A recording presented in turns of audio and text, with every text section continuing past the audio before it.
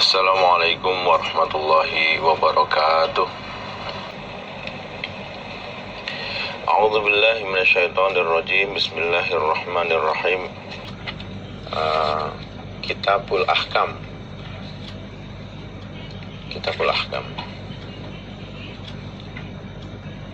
Bismillahirrahmanirrahim. Kitabul Ahkami, beberapa catatannya tentang beberapa hukum. Jadi Kitabul Ahkam ini memuat hadis-hadis, dalil-dalil tentang hukum-hukum dalam agama, hukum-hukum syariat Islam. Haddatsana Wahab ibnu Baqiyah an Khalid an Muhammad ibn Amr wa an Abi Salamah an Abi Hurairah radhiyallahu anhu. Qala, berkata siapa Abu Hurairah. Qala, bersabda siapa Rasulullah sallallahu alaihi wasallam. Iftaraqat, terpecah, terbagi atau terpecah, siapa al-Yahudu, golongan Yahudi, ala ihda, atas satu, au sintaini, atau dua, wasaba'ina, dan 70,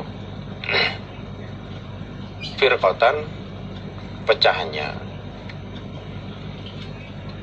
Nabi bersabda bahwa golongan Yahudi itu terpecah menjadi 71 atau 72 pecahan, 71 atau 72 golongan. Wa tafarraqat, dan terpecah belah, terbagi, siapa an-Nasara, golongan Nasrani, ala ihda, atas satu, au thintaini, atau dua, wasaba'ina, dan 70, firqatan, pecahannya. Begitu juga orang-orang golongan Nasrani terpecah menjadi 71 atau 72 golongan. Wa taftariku, dan akan berpecah belah, siapa umatku, umatnya Nabi Muhammad, orang-orang Islam, ala thalathin, atas 3, wasaba'ina, dan 70, firqatan, pecahannya.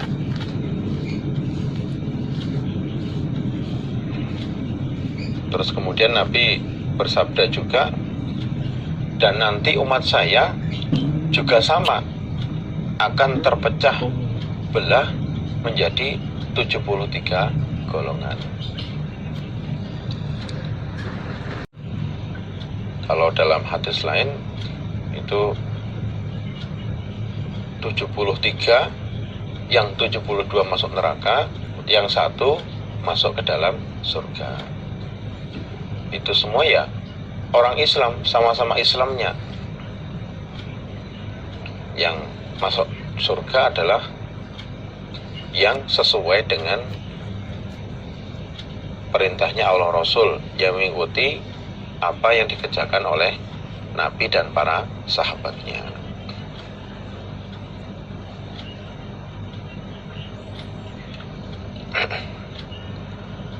Haddatsana Ahmad ibnu Hanbalin sana Yazid ibnu Harun qala akhbarana Muhammad ibnu Amr wa an Abi Salamah an Abi Hurairah radhiyallahu anhu anin Nabi sallallahu alaihi wasallam. Qala, bersabda siapa Nabi, al-mira'u, bantah-bantahan. Al-mira' itu jidal, jadi saling bantah-bantahan. fil Qur'ani di dalam Al-Qur'an, isinya Al-Qur'an atau tentang Al-Qur'annya, iku kufrun, kufur.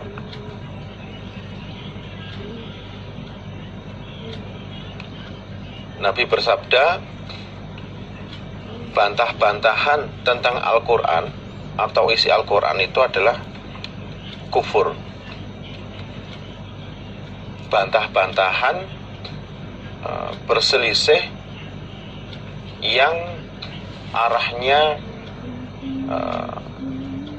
tidak percaya terhadap Al-Quran, atau berselisih terhadap yang intinya tidak percaya, atau berselisih seperti contohnya apakah Quran itu firman Allah atau bukan. Quran itu sesuatu yang jadul sehingga tidak bisa diaplikasikan pada zaman sekarang atau hal-hal yang lain yang semisalnya. Maka itu bentuk kekufuran, ketidakpercayaan terhadap Al-Quran. Berbeda dengan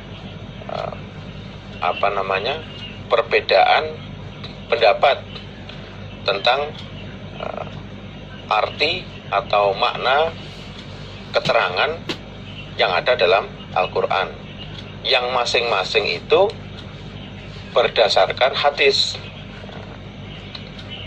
Yang masing-masing itu berdasarkan hadis, berdasarkan mangkulan dari sahabat, termasuk Umar pernah berselisih dengan sahabat yang lain tentang membaca Al-Quran. Itu bukan termasuk ini.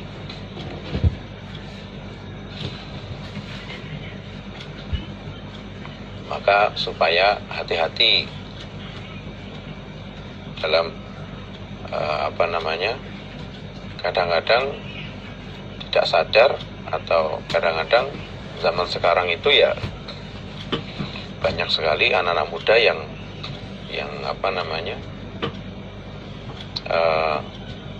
saking semangatnya akhirnya malah terlena, sehingga banyak membahas hal-hal yang arahnya menuju ke yang dilarang di dalam hadis ini. Jadi supaya hati-hati, karena itu kufrun, itu bentuk berarti dia mengarah ke tidak percaya terhadap Al-Quran. Pada akhirnya begitu.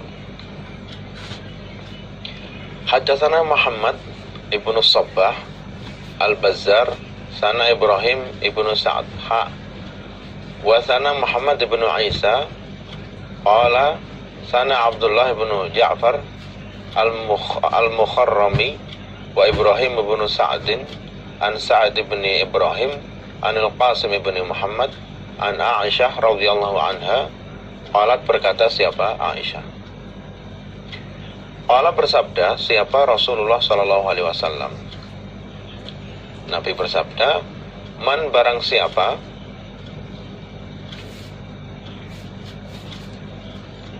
ahdatsa, yang memperbarui dia, fi amrina, di dalam perkara kami, hadza, yang ini, maksudnya di dalam agama Islam, ma, pada apa-apa,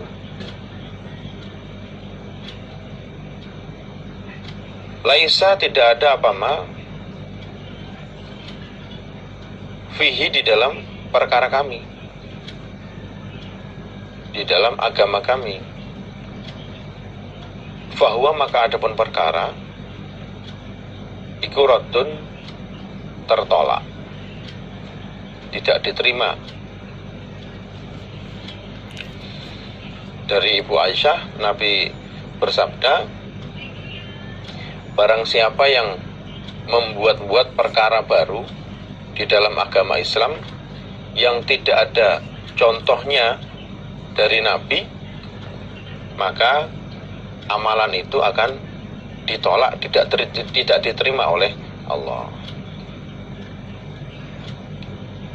Lah, taunya itu perkara baru atau bukan bagaimana?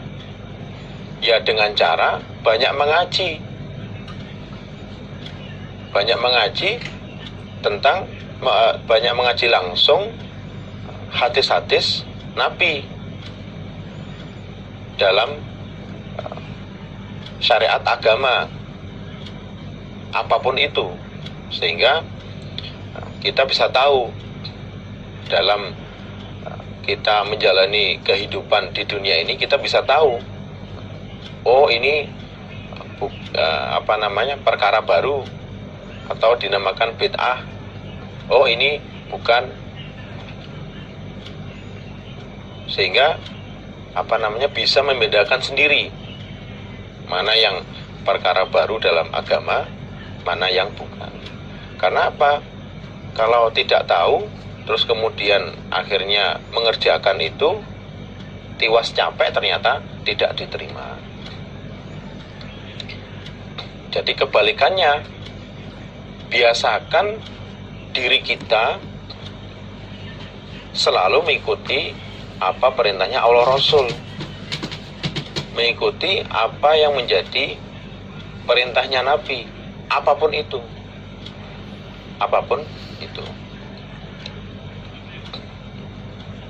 Jangan selalu mencari gampangnya atau suka menggampangkan, karena terlalu fokus, ya kan, dengan pembagian bahwa apakah ini sunnah ataukah wajib atau bukan. Biasakan diri kita, ketika memang itu perintah Allah Rasul, kerjakan saja. Ketika itu memang sunnah, kerjakan saja. Karena hubungannya dengan begitu, harapannya kita bisa mencapai iman yang derajatnya tinggi, yaitu cinta Allah Rasul. Karena cinta Allah Rasul prakteknya dengan mengutamakan, selalu mengerjakan apa yang jadi perintahnya Allah Rasul. Sehingga ketika bisa mengutamakan itu, akan terhindar dari melakukan hal-hal yang tidak disyariatkan dalam agama. Biasakan diri Anda seperti itu. Apalagi ketika itu sebuah perintah, ya kan? Itu pasti akan ditanya kepada kita ketika besok di akhirat. Sehingga tanamkan dalam diri Anda, ya kan? Ketika ditanya, itu jawabnya simpel. Kenapa sampean mengerjakan itu? Ini perintahnya Allah Rasul. Ini Nabi sunnahnya begitu. Ya sudah, selesai, jawabannya begitu saja. Nggak usah jawaban yang berbelit-belit, tidak usah. Ajarkan kepada anak Anda hal-hal, jawaban-jawaban simpel seperti itu, sehingga tertanam dari kecil, dia ngerti kenapa dia harus berperilaku seperti itu, kenapa harus beramal seperti itu, karena memang itu perintahnya Allah Rasul, bukan karena hal-hal yang lain. Itu bentuk rasa cinta kepada Allah Rasul, yaitu dengan tidak melakukan perbuatan yang tidak dicontohkan oleh Allah Rasul, dengan melakukan apapun yang menjadi perintahnya Allah Rasul, tanpa banyak bertanya. Dan hal seperti itu tidak mudah. Hal seperti itu, apalagi di zaman sekarang ini. Maka supaya ada pembiasaan diri terhadap dalam sebisa mungkin apapun yang menjadi perintah Allah Rasul, entah sunnah, entah mustahab, entah apa, kerjakan. Karena kita di posisi yang miskin akan pahala. Karena dengan mengerjakan perintah Rasul kan ada pahalanya, gitulah. Sehingga tempatkan diri kita di posisi yang kita itu miskin pahala, gitu loh. Ketika oh iya saya belum mengerjakan, saya kerjakan karena saya itu masih kurang banyak, hitung-hitung bekal untuk meninggikan derajat saya di surga. Nah, membiasakan dirinya dilatih untuk punya perasaan seperti itu, sehingga bisa selalu semangat. Kemudian bisa juga terhindar dari hal-hal yang termasuk bid'ah ini, termasuk maksiat, hal-hal yang menghasilkan kebalikannya pahala. Alhamdulillah, jazakumullah khairan. Mudah-mudahan Allah berikan manfaat dan barokah. Apabila ada kurang lebihnya, saya mohon maaf yang sebesar-besarnya. Akhirul kalam, wassalamualaikum warahmatullahi wabarakatuh.